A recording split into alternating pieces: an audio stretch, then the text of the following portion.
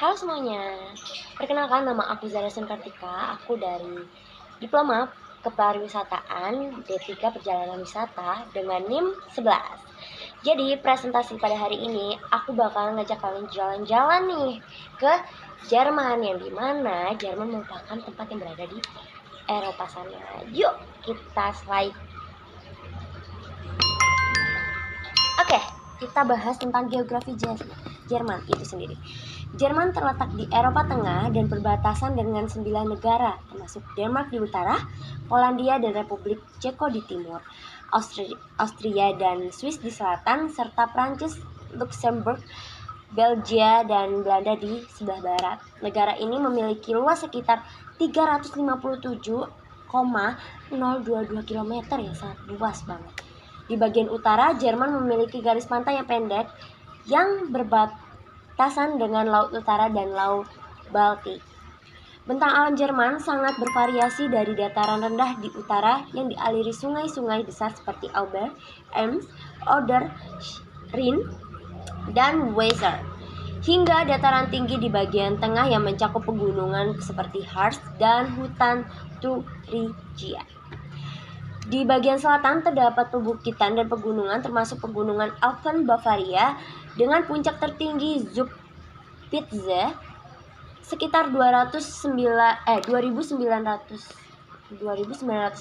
meter, serta hutan hitam Black Forest di barat daya.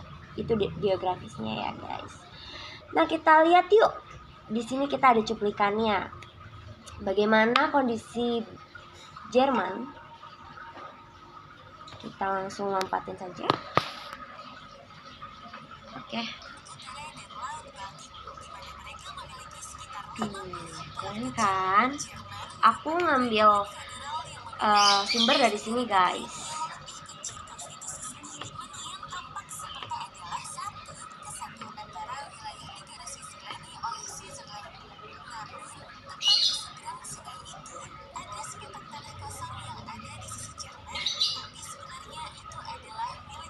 Oke, back to Canva.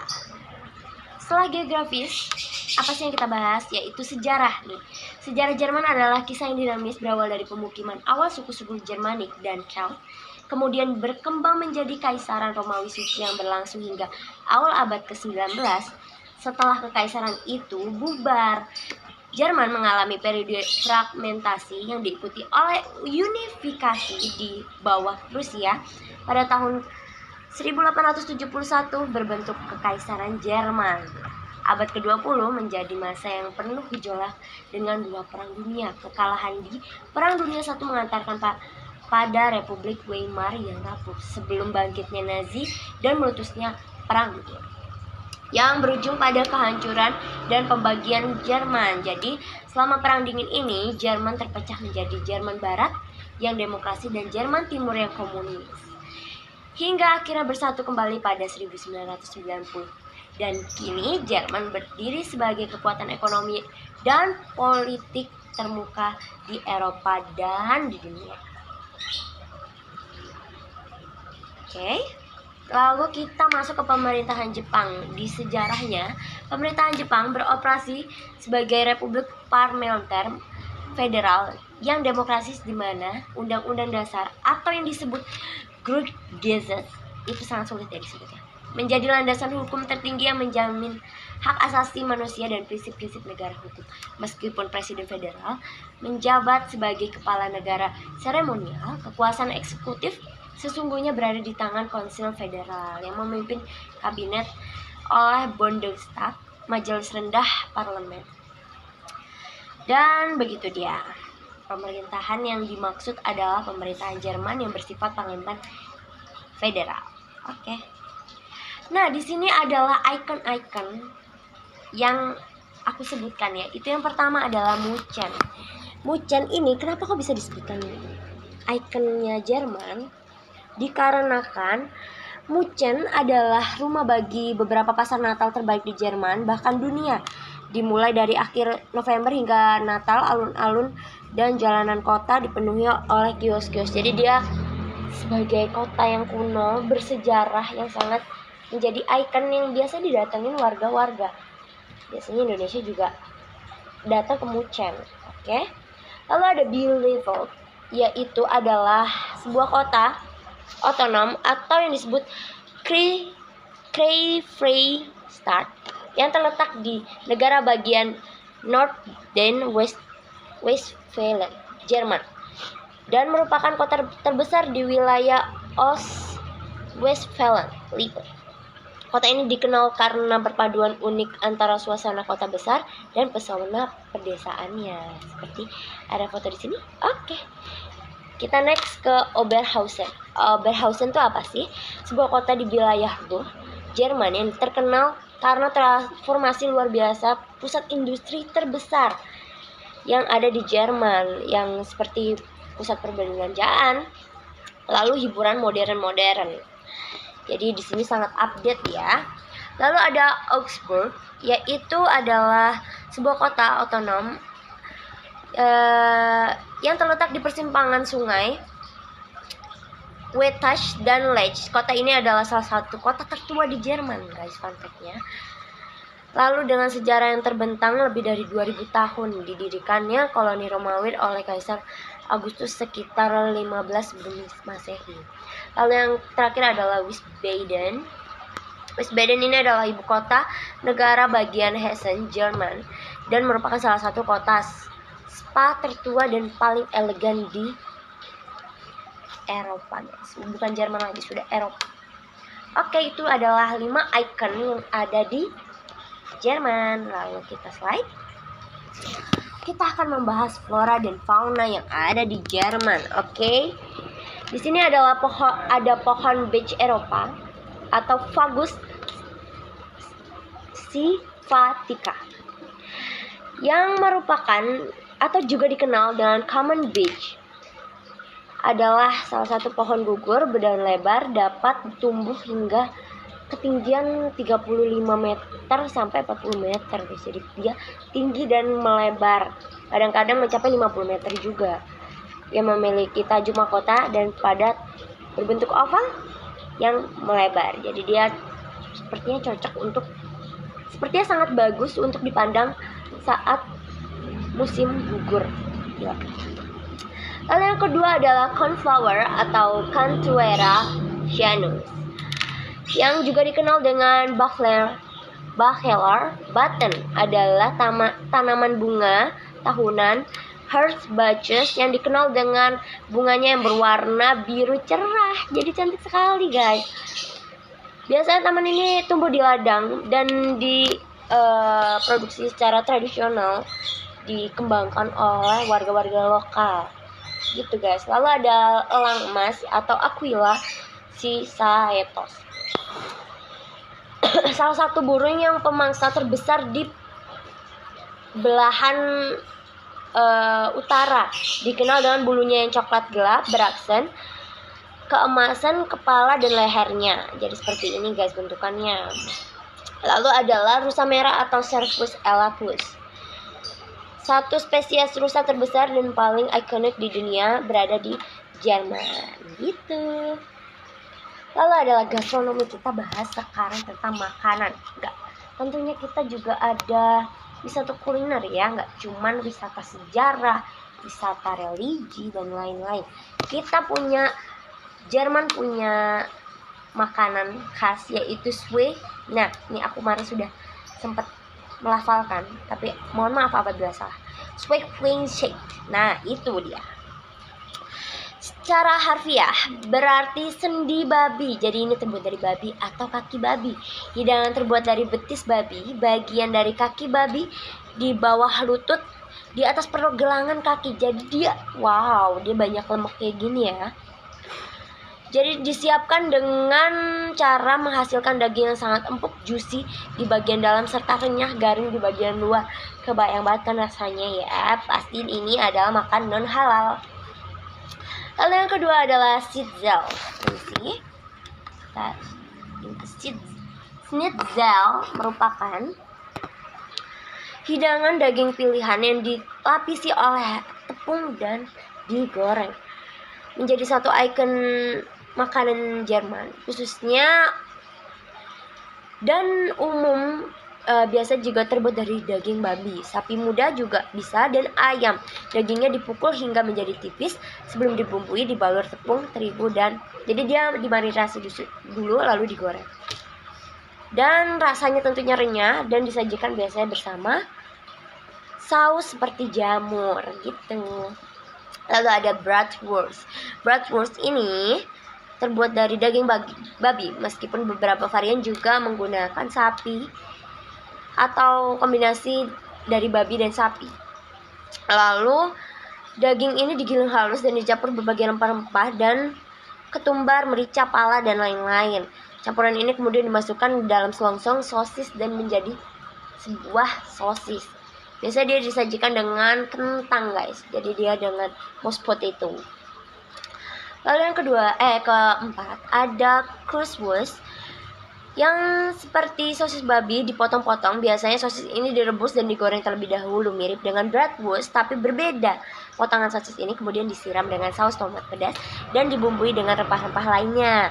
Terkadang ada taburan bumbu di kari di atasnya gitu. Jadi bisa dinamakan currywurst. Lalu ini dia adalah, aku kepo banget dengan makanan ini guys, yang namanya sauerkraut.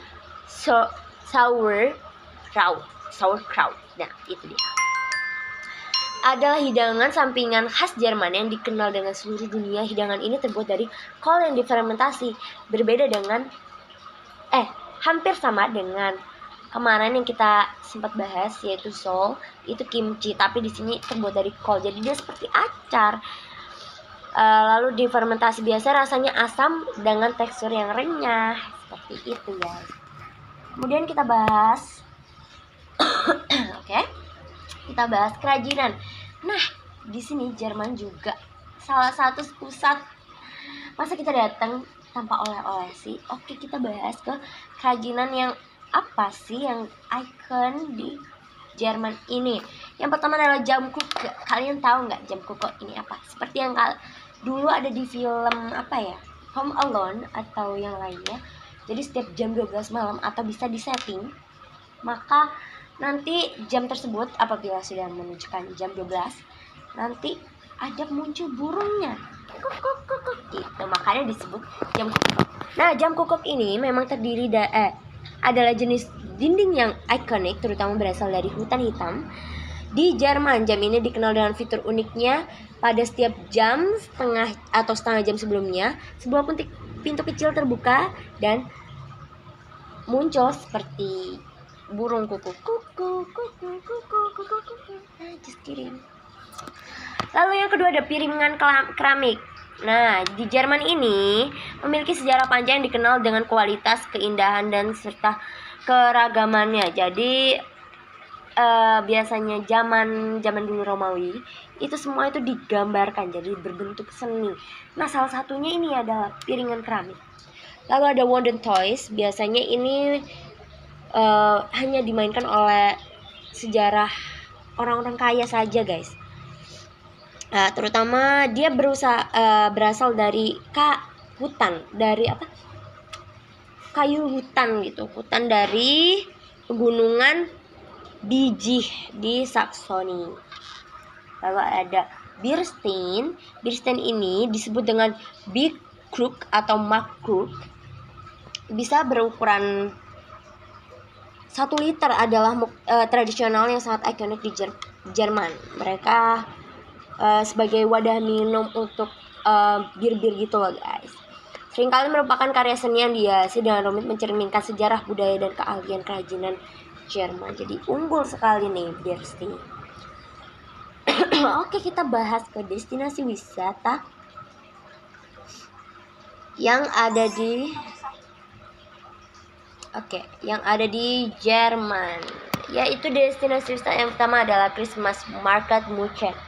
Kenapa bisa disebut Christmas Market München? Ini pada musim dingin, area ini sangat cocok didatangi untuk wisatawan. Di sini menikmati suasana kota dan berburu kuliner. Jadi dia basicnya seperti pemukiman, lalu pohon Natal yang indah. Jadi kalian cocok banget ini untuk didatangi saat musim dingin. Lalu ada Herstreb di Bonn. Ini dia. Di saat musim semi di daerah ini akan dipenuhi dengan bunga sakura. Jadi kalian juga bisa menemukan vibe seperti ada di Jepang, tapi ini sangat cantik sekali ya. Lalu ada Bodense. Di musim panas cocok untuk menikmati perahu di danau. Jadi view-nya seperti ini guys. Jadi estetik gitu, instagramable buat kalian-kalian yang mau berkunjung di sana. Lalu ada Castle Neuschwanstein. Pada musim gugur, pada daun berubah menjadi warna merah serta kuning yang akan mengelilingi kastil. Jadi sangat cantik untuk dipandangi dan destinasi yang cocok buat kalian semua. Oke? Oke, kita lihat cuplikannya. Rekomendasi tempat wisata di Jerman yang udah kamu sih. Kamu bisa jalan-jalan menikmati suasana kota, kuliner lokal, hingga menjelajah. Yang kedua, musim semi ke Hersstrasse di kota Bonn. Hersstrasse dikenal dengan jalanan bunga sakura. Saat musim semi, dengan bunga di sini akan dipenuhi bunga dan menambah jalan dengan jalanan merah muda yang indah. Yang ketiga, musim panas ke Bodensee.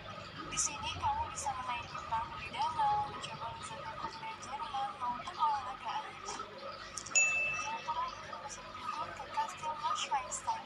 Daun pepohonan lebat yang mengelilingi kastil akan berwarna merah, orange, dan coklat sehingga terlihat seperti lukisan yang indah. Nah itu dia 4 rekomendasi destinasi wisata yang ada di Jerman. Kita zoom out lagi. Oke. Lalu ada industri yang unggul yang berada di Jerman guys. Yang pertama adalah layanan kesehatan industri kesehatan di Jerman adalah salah satu paling maju dan inovatif di dunia. Jadi biasanya kadang kita misal sudah riwayat atau operasi plastik dan lain-lain sudah mulai dirujuk itu ke Jerman guys, karena industri pelayanan kesehatan di sana sangat unggul seperti Siemens Healthineers, Bayer, B. Braun, dan French Medical Care ya. Dia biasanya rumah sakit universitas seperti klinikum dan farmasi, bioteknologi dan lain-lain. Lalu ada produksi industri seperti kalian tahu BMW, Volkswagen, Mercedes dan lain-lain itu berada di Jerman guys. Ini dia pabriknya. Lalu ada mobilitas, industri mobilitas. Jerman berupaya untuk mengurangi emisi karbon dan mempromosikan mobilitas berkelanjutan melalui pengembangan kendaraan listrik, fasilitas pengisian daya dan solusi mobilitas alternatif seperti ini guys. Lalu ada ekonomi digital yang meluasnya penggunaan robot industri. Jadi sekarang cukup dikembangkan dengan Jerman di sana. Jadi semua produksi, semua layanan bisa digunakan dengan robot. Bahkan mereka memproduksi robot juga guys, yang biasa bekerja sama dengan Cina, tapi sekarang unggul Cina ya. Lalu ada 4A, yaitu yang pertama ada attraction, yang mulai dari kemegahan dongeng kastil yang tadi yang saya bahas di Bavaria, yang menjadikan inspirasi kastil Disney sehingga jadi simbol persatuan Jerman yang ikonik. Jadi attraction yang dapat dinikmati di Jerman itu adalah kastil ini guys. Lalu ada accessibility. Accessibility di sini adalah kereta api yang menghubung bagian seluruh kota besar maupun kecil di Jerman, menelusuri lah ya. Karena biasanya kota-kota maju sekarang, negara-negara maju sekarang cukup memanfaatkan kendaraan umum. Jadi mereka cukup sedikit yang memiliki kendaraan pribadi karena pemerintahan itu sendiri cukup mendukung guys, mendukung hal-hal yang disukai oleh masyarakat seperti berjalan kaki, naik kereta dan lain-lain. Lalu adalah amenities seperti sistem kereta bawah tanah ini juga. Terus ada universitas, jadi bisa pertukaran pelajar guys. Nah itu dia. Lalu ada taman hiburan juga, contohnya Europa Park, Ras dan lain-lain. Lalu ada ancillary.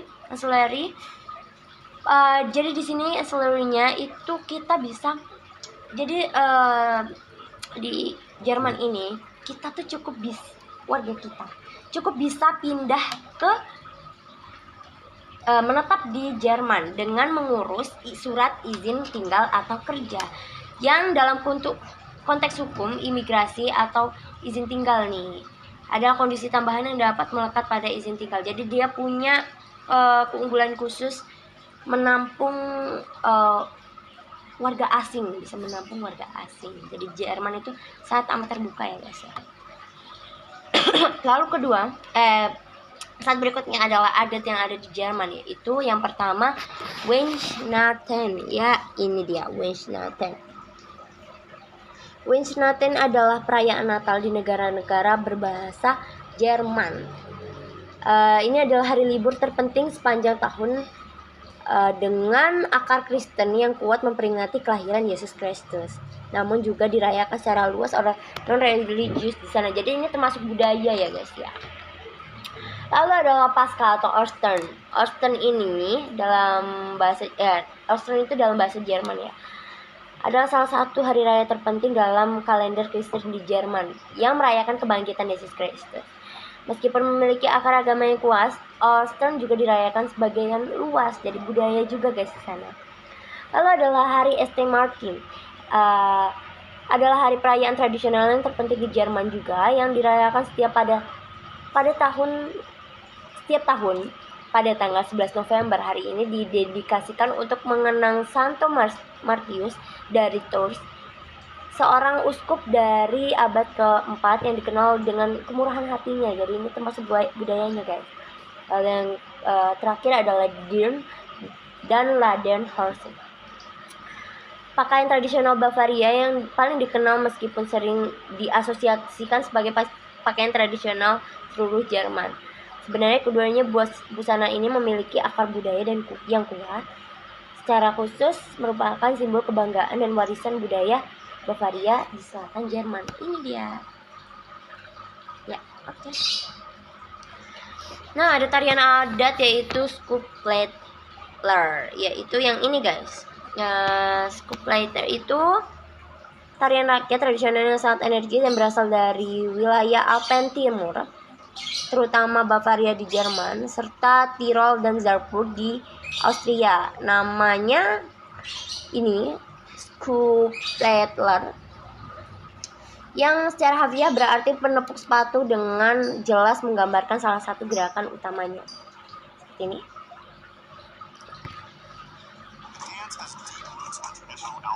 Ya. Durasi ya.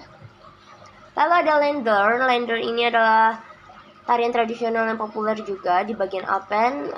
Tarian ini dianggap sebagai pendahulu langsung. Jadi seperti ini guys. Tarian. Nah, wow, sangat cantik ya.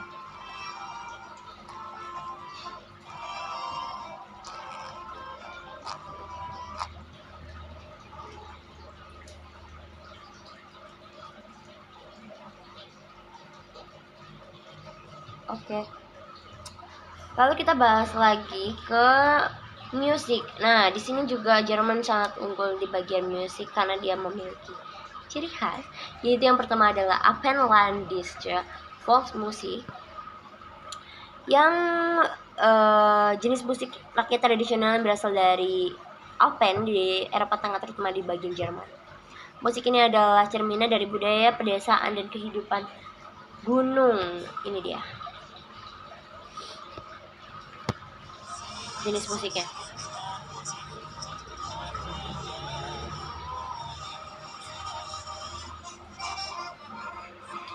Ya. Nah, dia juga akordeon merupakan juga bagian dari musik ini, guys. Dan alat musik terakhir adalah tiup toga seperti trompet besar seperti itu. Cara mainnya ditiup. Oke, kita lanjut ke bahasa. Nah, bahasa Jerman bisa disebut dengan Deutsch. Bahasa Jerman adalah bahasa Indo-Eropa yang termasuk dalam kelompok bahasa Jermanik Barat. Bahasa-bahasa Jermanik secara tradisional dibagi menjadi 3 cabang, yaitu Jermanik Utara, Jermanik Timur, dan Jermanik Barat. Sejarah bahasa Jerman dimulai dengan pergeseran konsonan Jerman tinggi selama periode migrasi yang memisahkan dialek Jerman tinggi kuno dari Sakson kuno. Pergeseran bunyi ini melibatkan perubahan drastis dalam pelafalan konsonan henti bersuara yang tak bersuara masing-masing be, de, ge, kayak gitu, kak gitu. Jadi dia ada bahasa yang cengkokan-cengkokan gitu. Oke, sekian, terima kasih presentasi dari aku hari ini. Mohon maaf apabila ada salah kata dan kurang lengkap informasinya. Bisa komen di bawah, bisa kita cari tahu, kita bisa diskusi bareng juga di kolom komentar. Oke, terima kasih banyak. Saya Zara Sankatika pamit undur diri, bye.